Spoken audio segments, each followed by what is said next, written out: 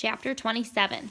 He was astounded. How could the cops be here already? The team had gotten away before any officers reached the Palomino home to investigate the alarm, and Swindle should still be at the hockey game. For a moment, Griffin actually thought about turning his bike around and making a break for it. How crazy was that? A fugitive, living on the lam, never to see his family or friends again? No, there was nothing to do but face the music and hope for the best. At least he didn't have the card on him. The police couldn't prove anything without that. Steeling himself, he ditched the gloves and stocking cap in a bush and pedaled for home. Hey! Hey! 2 uniformed officers were running across the lawn. A third figure was running right behind them.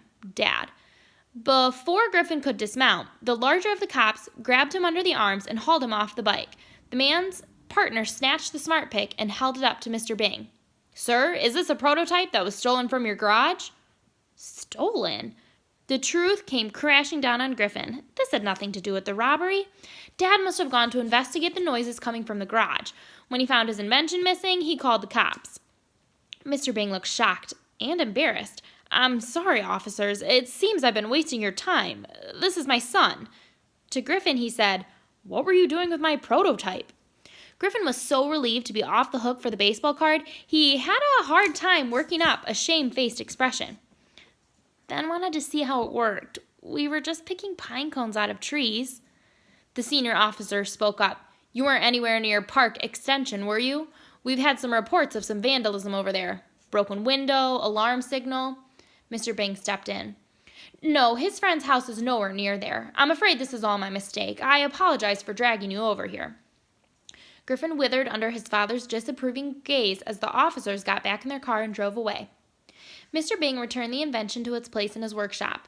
You nearly gave me a heart attack, he said finally. When I stepped into the garage and the prototype wasn't there, I just about lost it.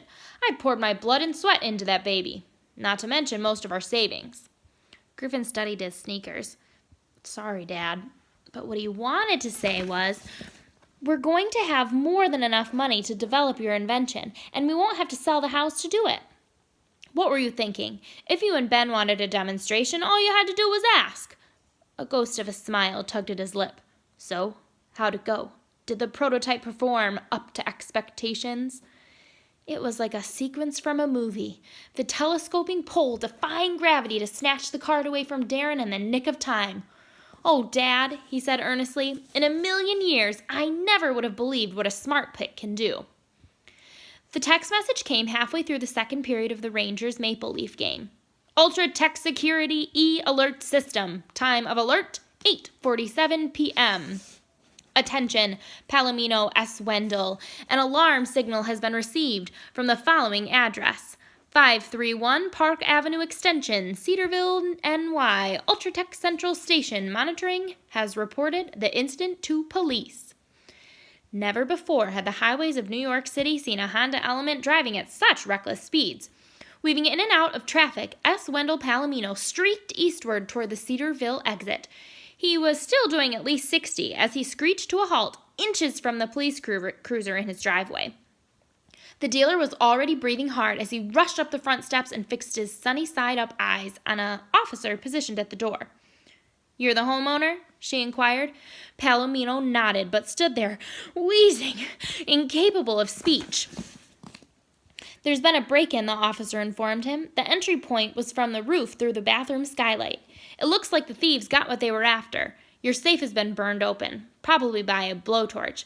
Never mind the safe, Palomino babbled frantically. What about my turkey? Your turkey?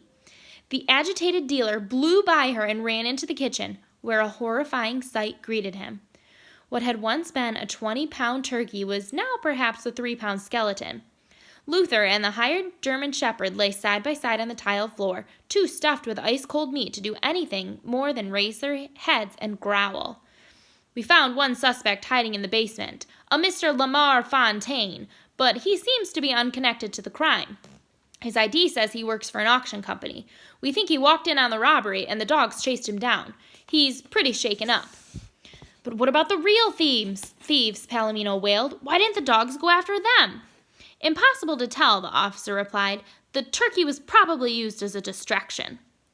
Palomino knew the truth was much more awful than that. He could see right through the turkey ribs that the chest cavity was empty. Discarded on the counter was a Ziploc bag that had kept the card clean and dry inside the frozen bird. The Bambino was gone.